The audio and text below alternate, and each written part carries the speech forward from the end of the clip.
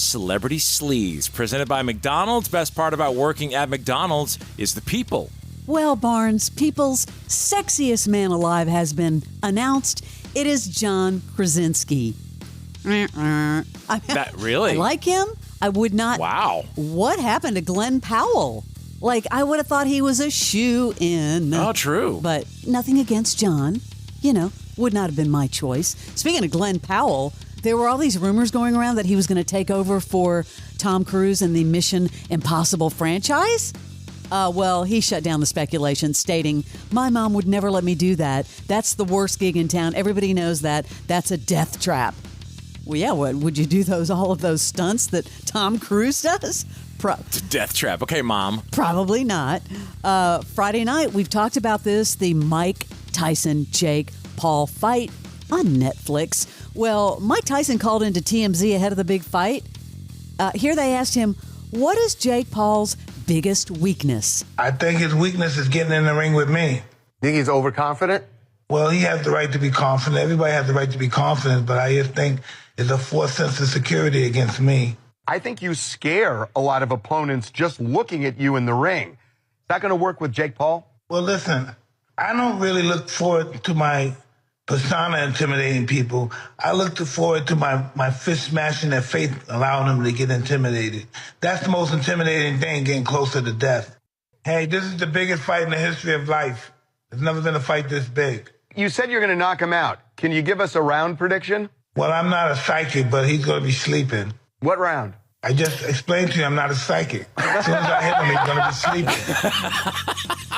I just told you I'm not a psychic. I'm not a psychic. I was asking you about the round, and, you know, you're like anything goes. I don't know. I can't wait to watch it, though. I've watched the 3-part little pre-thing on Netflix, and I'm hyped. I just want to see what he does. I mean, Jake Paul's a smart kid, smart guy. He's had to put on all this weight, though, to get to the heavyweight class to fight Tyson. And just struggle to keep it on. I wonder what he's been eating. Cinnamon rolls. I wish somebody would tell me to eat and gain weight. Right, I know. What a great gig. I just don't see how he could do it. And why would you want to put yourself in this if he loses? He really is a decent boxer, but you're going up against an animal. It's crazy. Well, we got a bunch of things coming back, Barnes. You know, we talk about this recycling in Hollywood, but Peacock has announced the release of Bridget Jones, Mad About the Boy. This is the 4th installment of the franchise. It's going to skip a U.S. theatrical release. I guess this is happening a lot, right? It's like going right to television. They are going to do an international premiere February 12th, and then it's going to stream exclusively on Peacock starting February 13th. This is revealing that Bridget Jones, of course, played by Renee Zellweger, is now a widow, having lost her husband, Mark Darcy, played by Colin Firth, during a humanitarian mission in Sudan. Now, as a single mom of 2, she faces challenges while navigating parenting and seeking new love. Now, she is encouraged by friends and family to re-enter the dating scene, including interactions with her former lover. You know who that is, Barnes? No. Barnes, come on. Hugh Grant. Oh. Daniel Cleaver, Hugh Grant. And then a younger man, played by Leo Woodall, pursues her through dating apps. So, a new version of Bridget Jones's Diary. All I could think is I somehow missed 2 and 3. I didn't know that they kept making those. But isn't it interesting though that you have this going direct? And I don't think it's like them saying, "Oh, we can't survive." It's theaters that can't survive, and they're going to kill it in streaming. They're like, "Why not? Let's just go right to it."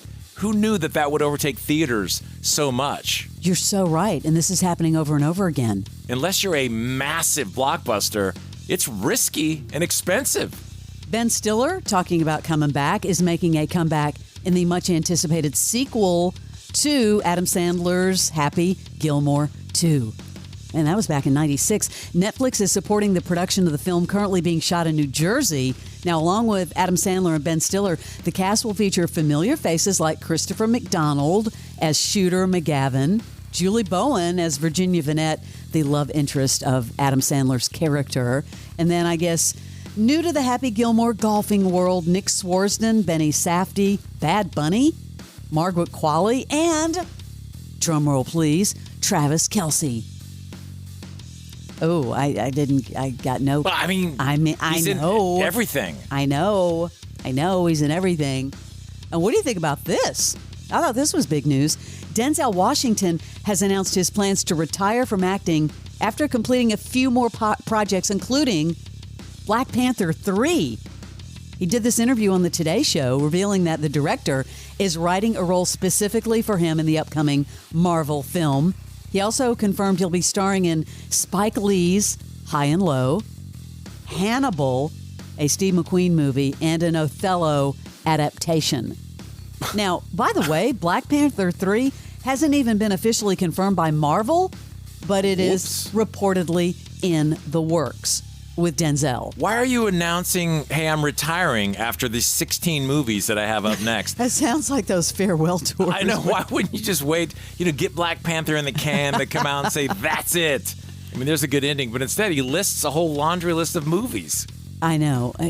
That's a weird announcement. Don't retire. He can't retire. Strange. That is your Celebrity Sleaze.